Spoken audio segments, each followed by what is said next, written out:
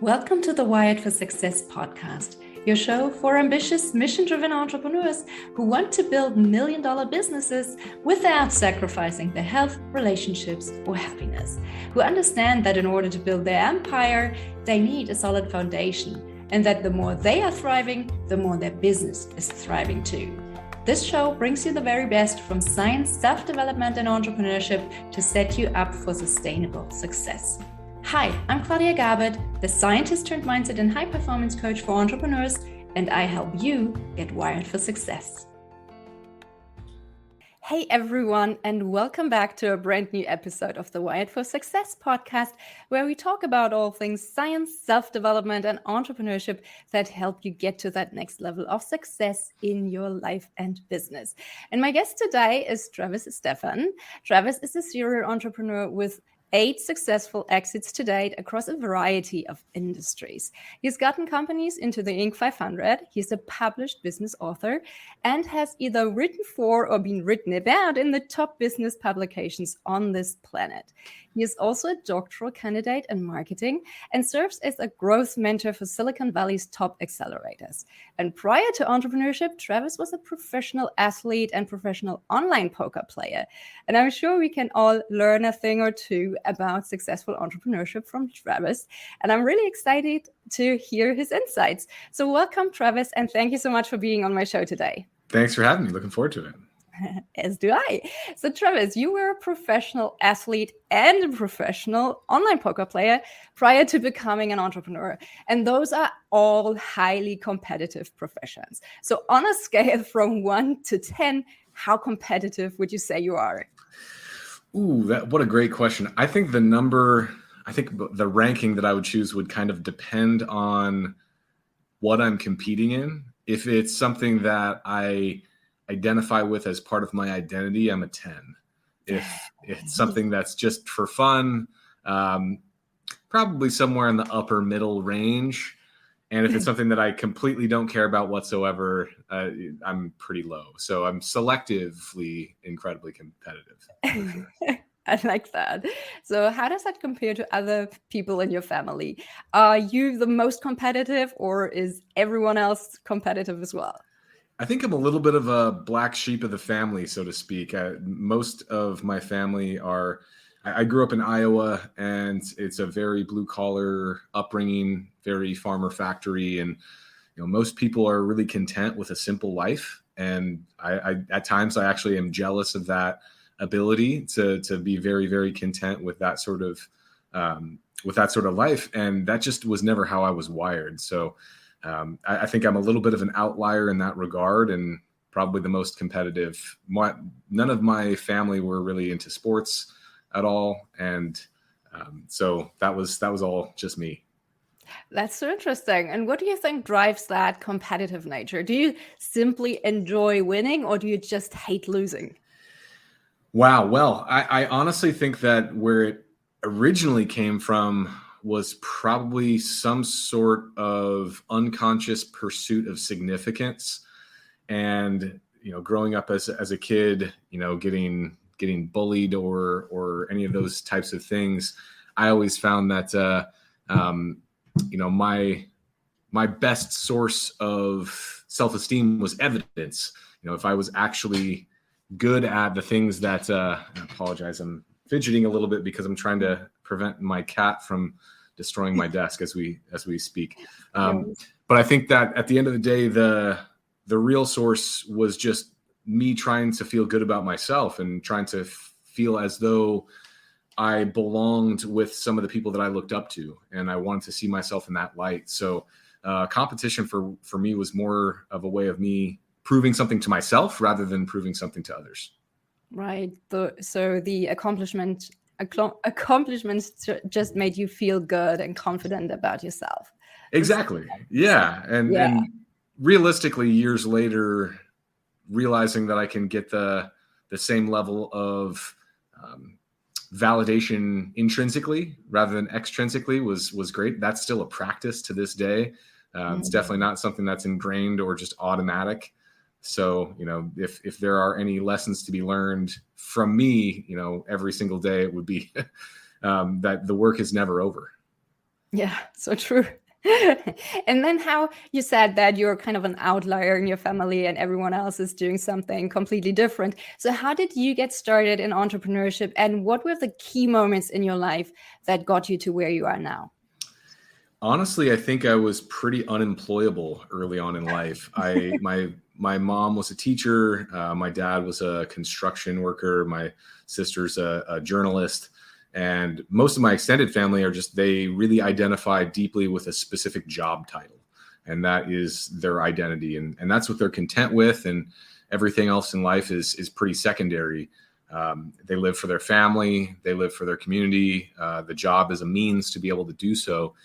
And I always just felt a deeper sense of purpose. I felt strongly that I was here in order to contribute something that I felt was incredibly significant in the broad spectrum of the history of humanity, and wanted to do my best to be able to live up to the way that I felt that I was best self-expressed. And that was, just through doing things that made a wider impact across many, many, many more people, and came with a wider sense of, I don't want to say control, because that just sounds terrible, but it might be true though. Yeah, being able to have a say in how the world is shaped around us.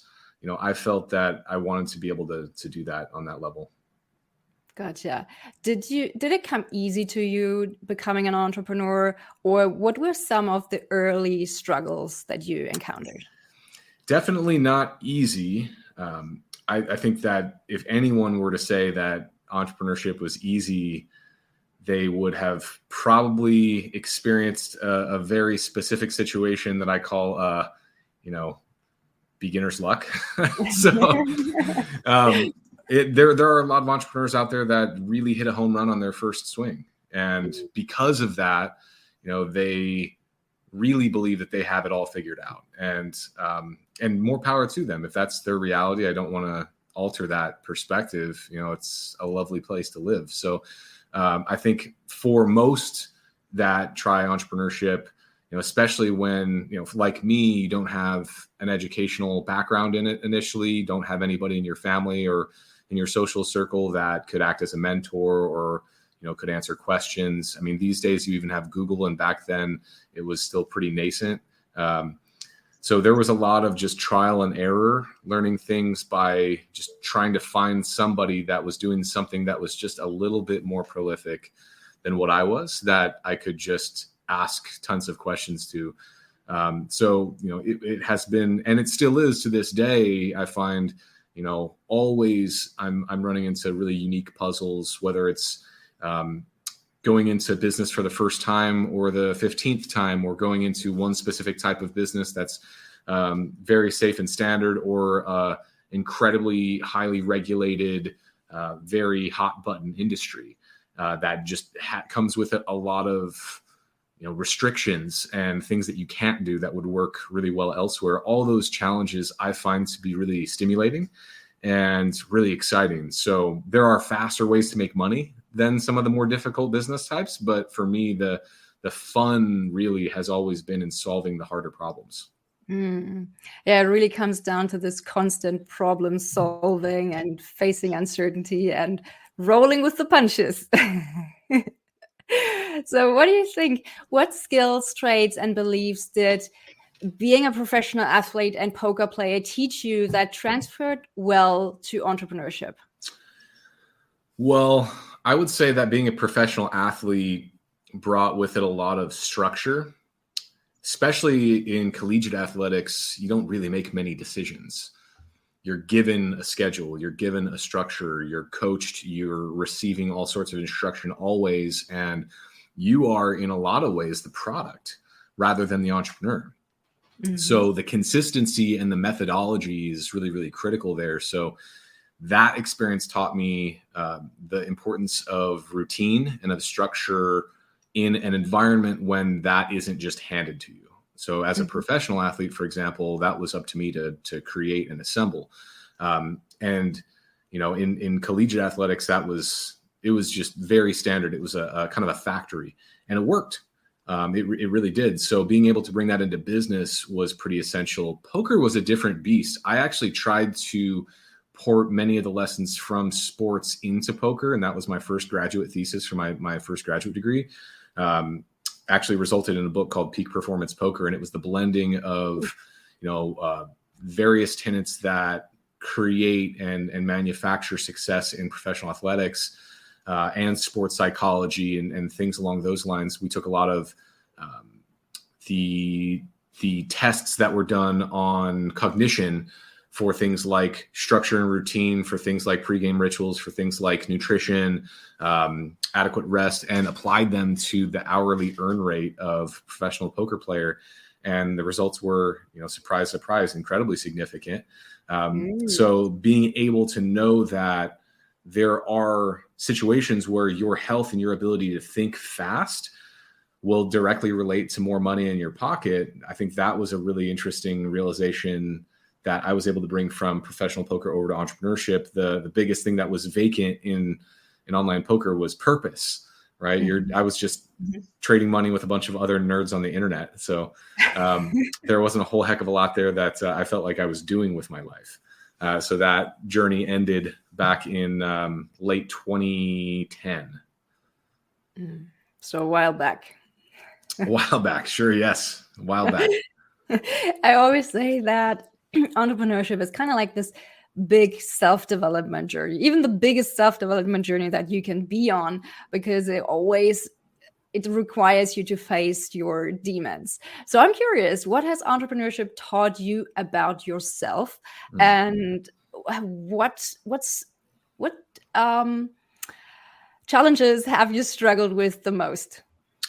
Well, I'll tell you actually one that is very clear and present for me right now. Actually, 15 years in, I've found that so many years ago, earlier in my career, I always try to differentiate between the role of the founder and the role of the CEO. And oftentimes that's the same person. For a founder, you might be the founding CEO in a company. The CEO does three things. If you ask, Fred Wilson from Union Square, he had a really great blog post on this once upon a time, that the CEO does three things: vision and strategy, hiring, recruiting, and retention, and making sure there's enough cash in the bank for the company to achieve its goals. That's it. Everything else belongs to someone else in the organization if your hiring has functioned in the way that it should. There are always exceptions to this rule. Certain CEOs want to get more involved in product or something along those lines. But for the most part, I've tried to live that pretty dogmatically. The founder, on the other hand, does everything. The founder does everything that needs to be done.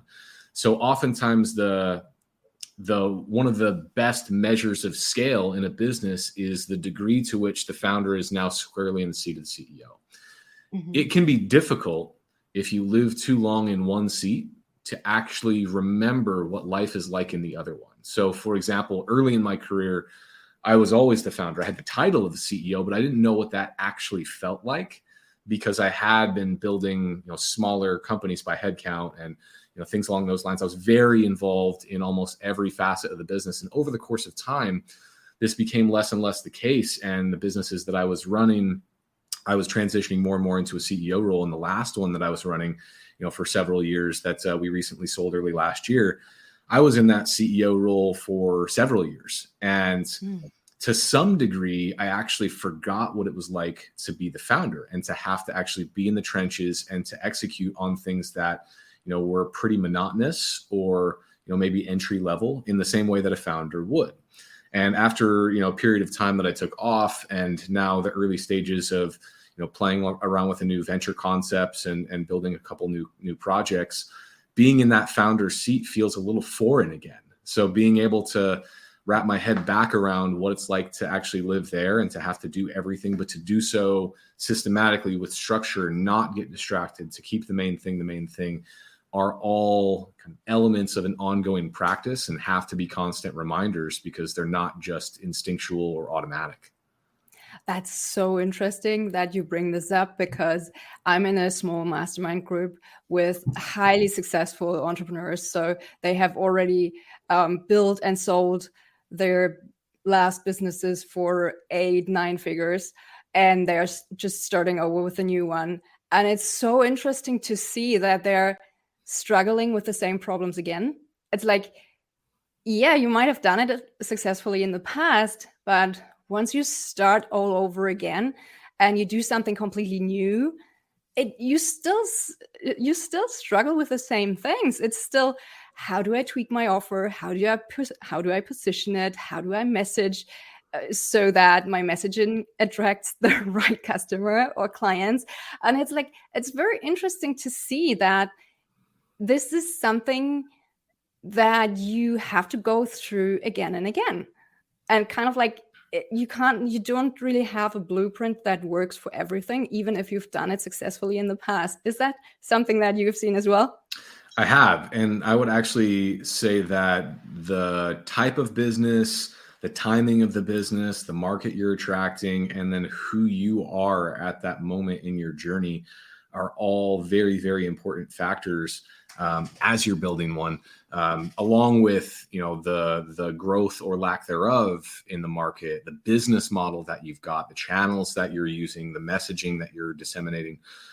All of those things, you know, adapt and change all the time. One thing may work that you try, you know, at one point in time, and 18 to 24 months down the road, that tactic is you know, at the point where it's decayed and it no longer has the same economics. There is a life cycle of a lot of tactics, you know, as they become more exposed to the market and they become more mainstream, their novelty wears off, and, you know, customers en masse get kind of immune to those specific tactics. So, you know, various things that we felt are the way at one point in time just won't be after a certain period of time. And it's just important to recognize the actual utility and the outcome that we're driving behind those activities, so we can find the tactics that fit, that are, you know, that haven't decayed in the same way. Yeah, that's true.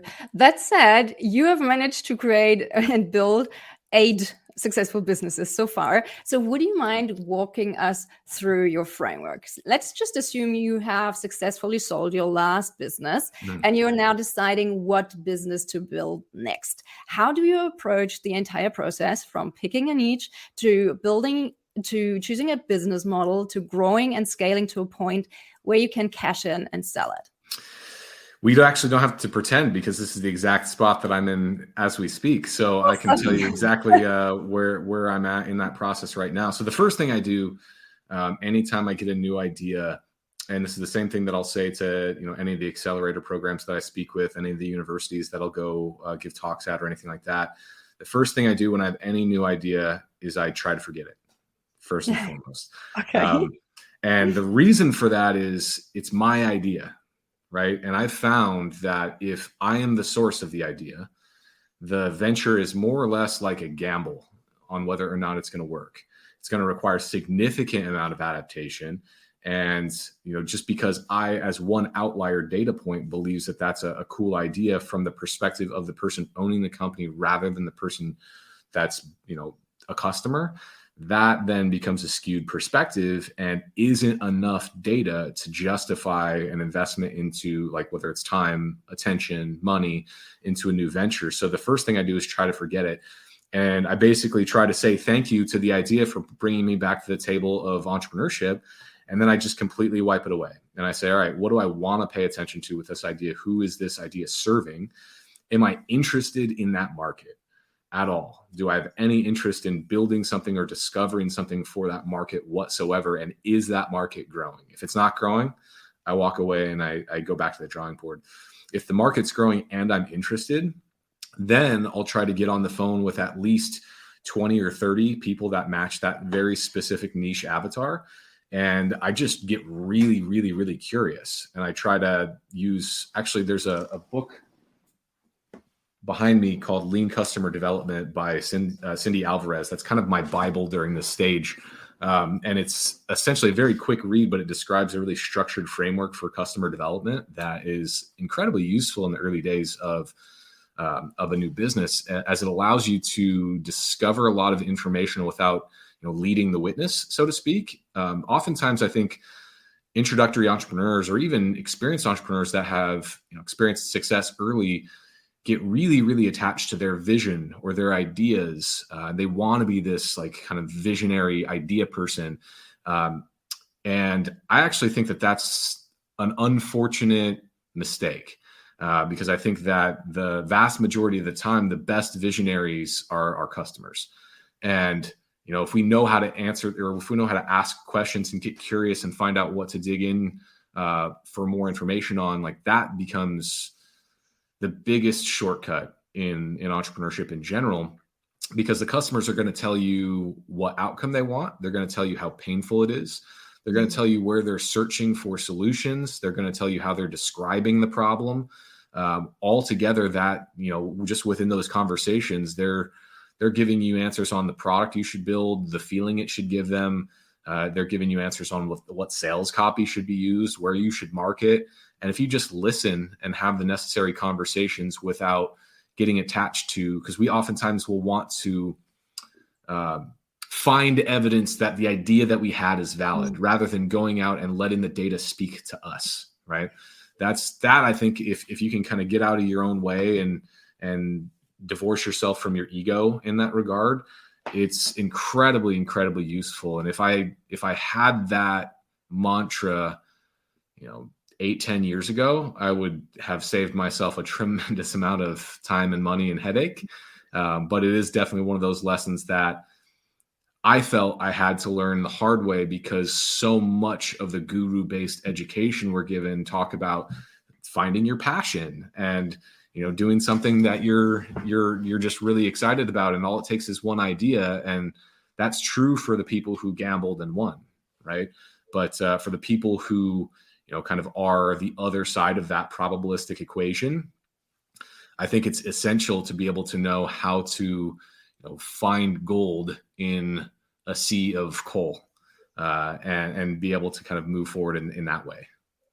So we need to stay open and get our information from the source, do a lot of market research, and let the data speak.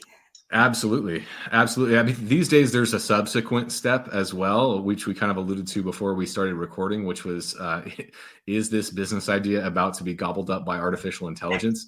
But, realistically, outside of just that one new question that I think I've been forced to ask, is whether or not, the customer is the one that's driving the creation, or if it's just my own ego. Right. Okay. Now imagine you have just sold your latest business for a fortune. Everything worked out just fine. How do you feel, and how long does it take before you feel the urge to start something new? Can you really enjoy the moment and the success, or do you always feel driven to jump from one thing to the next? It's been variable, to be honest with you. I think what is more often true than not is I'm not ready right away to jump back in. Oftentimes I will, like with this last one, I was on, a 3+ year sprint. And by the end of that, I was burned out and just needed several months to just reset. I was upset that I was burned out. I didn't want to take time off, but sure. I could recognize that, and the people around me could recognize that in me. And it was essential to take time off. And to some degree, it's still melting away. It's still present, even a year later. But, if that's the only thing that you think about, all day long, most days, and, going through, if you're a venture backed with a standard board structure and, a cap table that's like mid to upper double digits and things like that, and you've got, 100+ employees, the kinds of things that, day to day you have to just cognitively navigate it's a pretty widespread sort of minefield.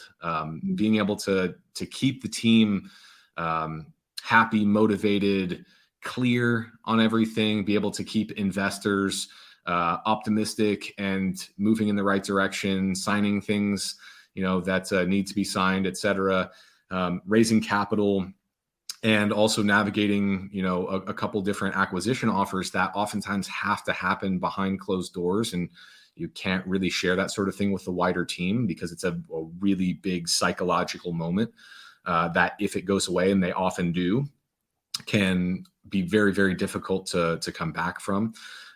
Those types of things can be taxing on the psyche for sure.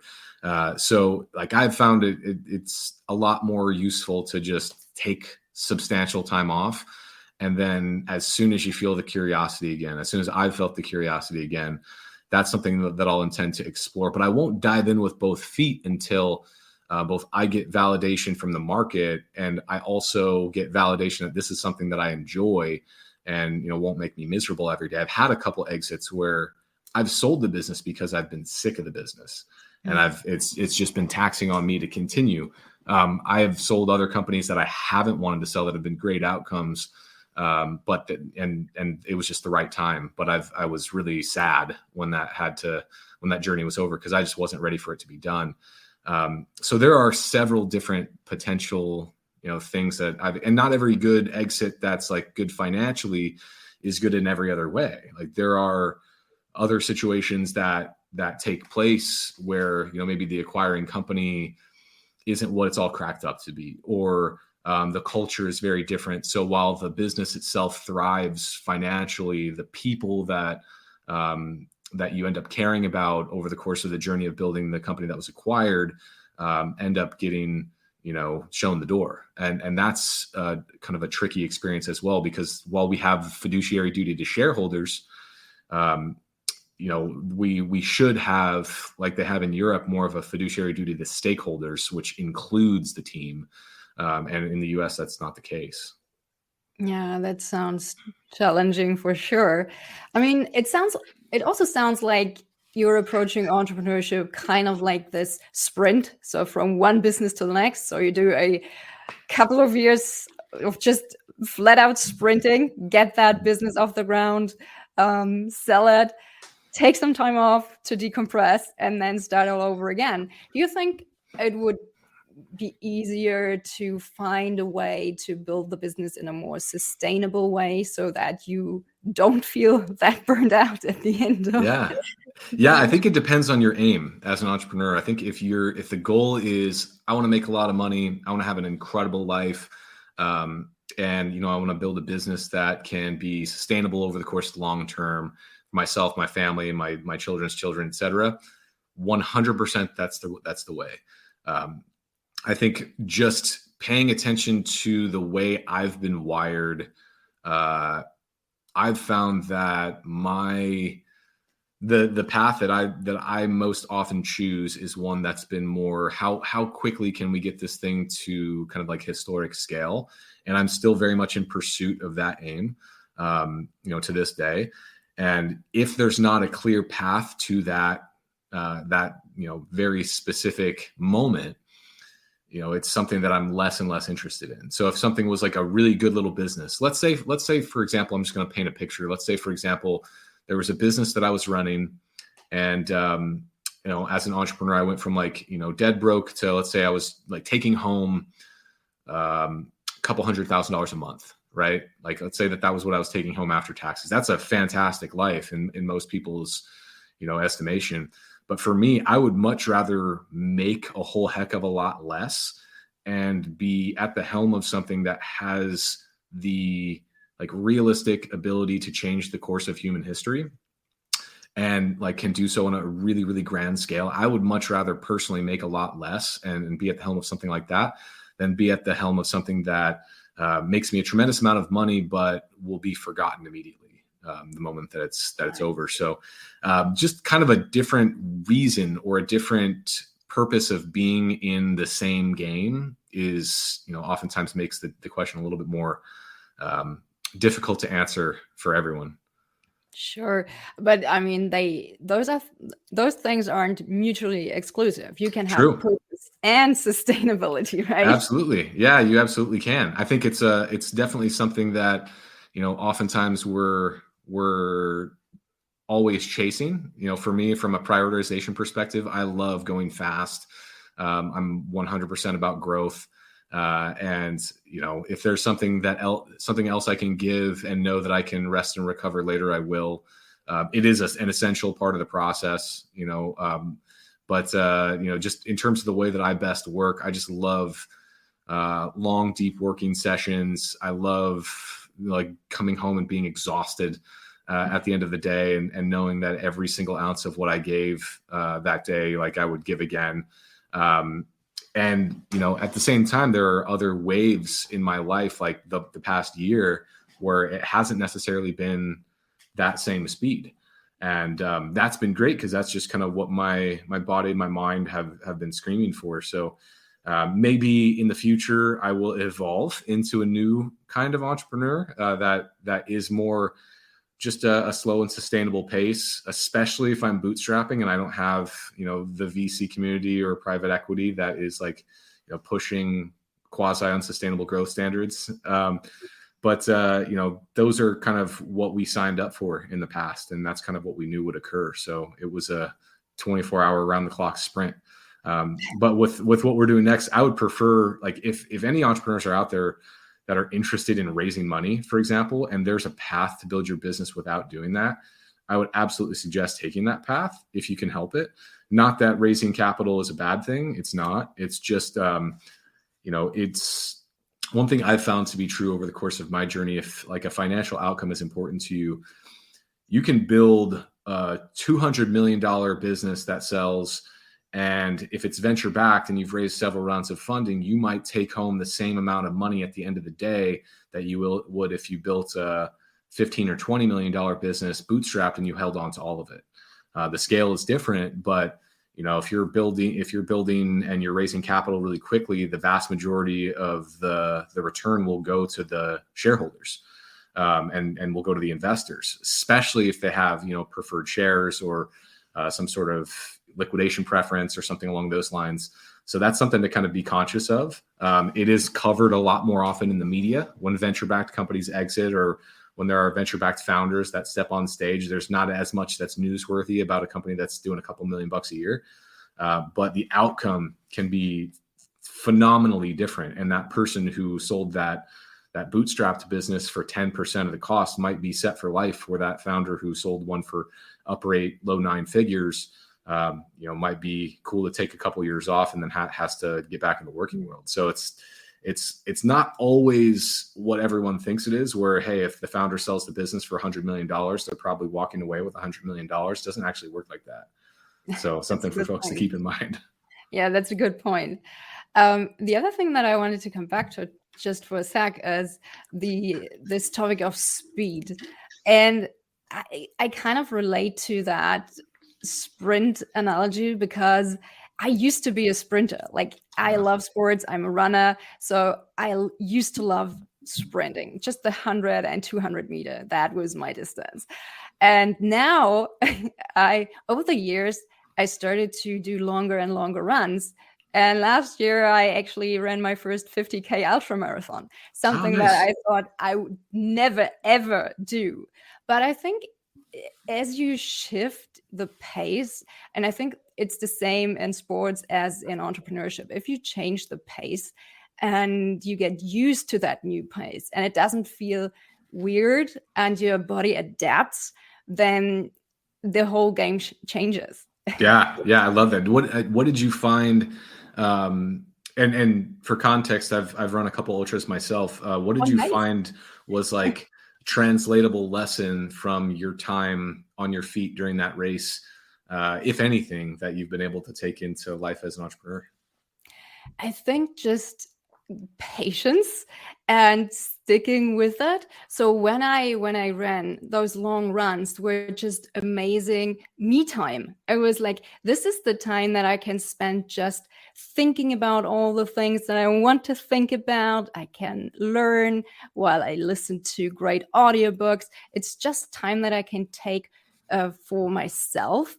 And that has been invaluable. Just this, on the outside, it might look like, what is she doing? She's just running around for hours and she doesn't really accomplish anything. But I have my best ideas when I go running, because I think it just clears the mind. You don't feel that tension and pressure as much. If I spend all day in front of the computer, I notice that I feel this tension, especially in my neck and shoulders, and it gets harder and harder to just focus and think. But when I go running, it's so much easier and the brain is in kind of like the right state to have those breakthrough ideas or to come up with a new idea that's just interesting. Yeah. So that's something. That's Yeah. awesome. Yeah, I found that. So I did my first 50K was this race in North Carolina called Grayson Highlands, and you're running up into the mountains. You're seeing wild ponies, and it was a really cool Awesome. environment. And what I found to be true many months later that I thought was really interesting, and I tried to find examples of this elsewhere in life. I know that the race was incredibly painful. I know that it was hard, right? Being on your feet for that long is no doubt going to be challenging for almost anyone. But I found that I didn't really remember the pain at nearly as much as I remembered the various lessons along the way, that I remembered that doing something incredibly hard once during the year brought my self-esteem through the roof, because I knew that I could do hard things. So anytime anything else popped up, I was able to compare it to something like that. And then the first time I did my first 50 miler, it was a really, really similar moment. And knowing that I completed also begged the question of how much further could I go? Yes, right. So That's such an interesting question. And another realization I had on this long run was that pain is not linear. Sometimes when you're in pain and you're like, maybe you're running and you're just at the half marathon mile, you're at mile 20 or something, or kilometer 20, and you still have another 20 to run, and you're in pain, and your brain just projects that pain into the future, and you think it's just gonna get worse from here on. But that's not true. You keep running, and then actually at some point it might get better again. So it's not linear, and this was also something that I found super interesting. Yeah. I think in addition to that, I found that my expectations were a big portion of the experience as well. Knowing in advance, hey, and wrapping my mind around it. Today, I'm going to be in a fair amount of pain, and that's just the way it's going to be. So I know that that's going to happen, and I'm going to place my focus on this thing and on this thing. And here's how I'm going to cognitively dissociate when my mind is no longer my friend.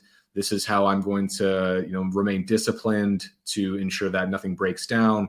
And being able to plan in advance for the pain, I think, was a really big deal for me for both of those types of races, because, had I gone in and felt like it was going to be easy or quick, and it ended up being neither of those things, it might have been a very, very different experience for me. So in entrepreneurship, if we bring the same lesson in and say, this is going to be a marathon, not a sprint, it's going to be painful, but in that pain, we're going to find a lot of really, really incredible lessons that are going to shape us for the rest of our lives. Like it's a different journey than knowing what you're signing up for and opting into that versus being completely surprised and misaligning your expectations. Yes, I totally agree. And I think just expecting and accepting and even embracing the pain is a big lesson in and of itself. I mean, for me, it was this curiosity to go in there and know, as you said, you know that you're going to be in pain at some point, but then the curiosity of, how am I going to react in the moment? Where's my mind going to go to? Like, what are the places in my mind that I will go to when I'm in pain? And how can I use that? How can I use it in other situations in my life as well? So how can we overcome that? That was a really great lesson. Absolutely. So with all that you have achieved so far, what's next for you? You already mentioned your new venture. Can you maybe talk a little bit about that, or is it still secret? Not necessarily secret, but it's nascent enough that when I describe it, it's probably going to be something different within the next month or two. It was a business that I accidentally backed into just through doing some things during this little mini retirement period that I had last year post sale. A couple friends of mine said, hey, if you're wanting to apply some of these elements of your playbook, in terms of how to grow ventures to any businesses, like, we're here, we want to work with you, even if it's fractional. So I actually started functioning to some degree as like a fractional like VP of growth for various businesses. And then as I did that, I started to recognize a lot of these actions are pretty repetitive, and I wonder to what degree AI can start to gobble up this profession. And, over the course of time, it's become more, because I didn't anticipate it actually becoming a business. I thought I was just doing a favor to some folks that I care about that, needed some help. And over the course of time, as more referrals came in and as I started to map out what the company could be, because it was not the way that I would normally start a business. As I talked about earlier on this show, like it didn't start with customer interviews. It actually started with customer demand instead. So like we kind of skipped ahead in the customers. I didn't have to ask the question. They just told me what they wanted. So now the quest is, can the job of a VP of growth be entirely consumed through artificial intelligence? And can that job function be performed, in either the ways that you would find at the top of like the Silicon Valley elite growth minds, and more, or is it just going to be some sort of like fun, cool tool that, is used, but isn't necessarily changing the way that we work and grow businesses? So like I'm very much in the discovery process around the technology now. As artificial intelligence industry is the probably fastest evolving industry right now, at least publicly speaking. So the answer to that question changes most weeks. But the company is right now, the name of the company is growthteam.ai. And the goal is to take the human-driven frameworks that I've compiled over the course of many years building businesses, but also interacting with some of the top growth minds in the world, both in the accelerator systems in Silicon Valley, but also in like some of the top fastest growing companies in the world. Thankfully, I've been fortunate enough to build a lot of those relationships and to learn from a lot of those people, even if I don't have relationships with them. So I've taken all those lessons, combined them into like cohesive playbooks and frameworks that now we're going through with a really fine-tooth comb to figure out which of these steps can be consumed or augmented and enhanced through the use of what's called mechanical AI. As we think about this, there were a couple of researchers that I've just nerded out on during my doctoral studies, which is, I'm a doctoral candidate in marketing with a specific emphasis in AI applications. And so seeing the philosophy and the frameworks through which we see AI in that context, like there are oftentimes three categories. The first is mechanical AI, which is like execution of tasks, like repetitive tasks, and doing so like in a better and more efficient way. That's like the most prolific thing right now with generative AI and so forth. Yeah. The next level is thinking AI, right? Which has been around to some degree for a while with predictive analytics. It's the ingestion of large data sets and the ability to make a series of strategic decisions based on a set of predefined constraints. And like that's been around to some degree more so than the mechanical AI has been, because there have been a lot of companies that have used machine learning and have used predictive analytics and AI and so forth in that way. But it's like a very specific and altogether different application. And the third kind of structure that these researchers, Huang and Rust, came out in their framework in, I think it was just a couple of years ago now, was feeling AI. And that's where you get into the sentiment analysis and you get into things like the AI is actually able to predict the human emotion that's occurring in the moment. It's able to predict the human emotion that needs to be felt in order to move somebody to act in a specific way. And that combined with thinking AI and mechanical AI can actually create the necessary experience that would elicit that emotion. All of those things need to be present for somebody like, who was a creative and analytical high-level knowledge worker, like a VP of growth, for example, that has to think up and down the breadth of the entirety of the customer experience and take lessons from one place and apply them elsewhere, and be very, very experiment heavy. It's a pretty complex job in contrast to, some others that are essential in business. And being able to, blend the various forms of technology that exist today to start to approach the kind of ability to replace that function was a really exciting and also terrifying sort of thing to think about. So that's one thing that I'm placing a lot of focus on right now. The other one that I haven't been able to shake is kind of more in alignment with human potential and achievement, right? Being able to create those same types of playbooks and frameworks, but apply them to just the human being rather than the business, right? Mm-hmm. How can we create like systematic growth in the human being, and what tactics and what strategies and what frameworks need to be compiled, and how do they need to be presented in order to take that human being through that same growth arc that that business might experience. And some of those same tactics can also be reused. Obviously not all of them, but many of them can be. Many of the deeper philosophies, like using like a compounding growth model, for example, like architecting your growth model, your business's growth model in a way that is meant to be exponential. Like those philosophies at their core, while the tactics are not the same, the philosophies at their core can be applied to the human as well. And so those two things have kind of been battling for space between my ears right now. I have been giving a lot more attention to the former, but I haven't yet been able to shake the latter. So we'll see where that comes. Sounds super interesting. Best of luck with that. Thank you. And last but not least, where can our listeners find you online if they would like to learn more about you or connect with you? I am finally on social media. Finally got out of my own way in that regard. For a long time, I did not. I just did not want to participate in social media. I knew that it was a cognition thief, and it was something that a lot of folks do to dissociate. And I didn't want that. I wanted to be fully engaged. And I did not want because I know that those companies hire people like me to create like the addiction loops within the product, right? And they work. So knowing that, I opted out from that sort of landscape for a long time. But recently, I kind of finally came back around and said, hey, this is the way that most people are actually consuming information and learning. So I will be a creator on these platforms, but not a consumer. So I have started that process on Instagram, just at Travis Steffen, same thing on Twitter. You can find me on LinkedIn. I'm active there as well. That's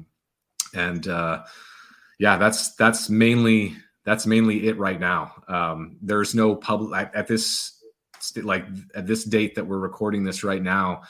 There's no public page for either of the businesses that I talked about that are like kind of in their nascent stages. But hopefully within the next couple months, I will squarely land on one. And for context, the way I make that decision oftentimes is like, how do I get enough information to have enough conviction to say, this is something that I would be willing to devote my life to for the next decade?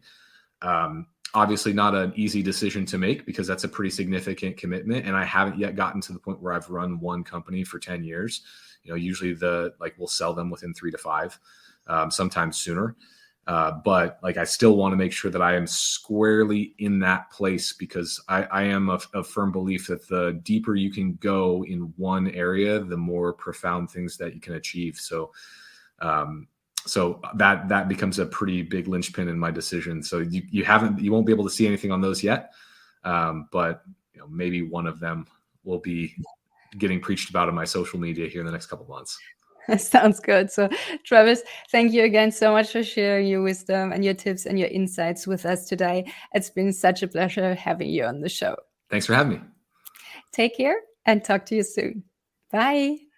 Thank you so much for listening to the Wired for Success podcast. I hope you've enjoyed today's episode. If you did, please subscribe, rate, and leave a review. That's a fantastic, easy, and zero-cost way to help the show grow. Just use the link in the show notes and make my day. If you'd like to take it one step further, you can now join my inner circle and become an official supporter of the Wired for Success podcast. Supporting the show is super simple and will only take about 30 seconds. Basically, it works like any other paid subscription. All you have to do is to go to glow.fm/Wired for Success podcast, pay $5 per month or as much or as little as you like, and choose the link of the podcast player you want to use. You can listen anywhere in any app. So for less than the price of 1 to 2 fancy coffees per month, you can really make a difference and help me keep this show awesome. For more tips and info, check out my website at wiredforsuccess.solutions. Thanks a ton and talk to you soon.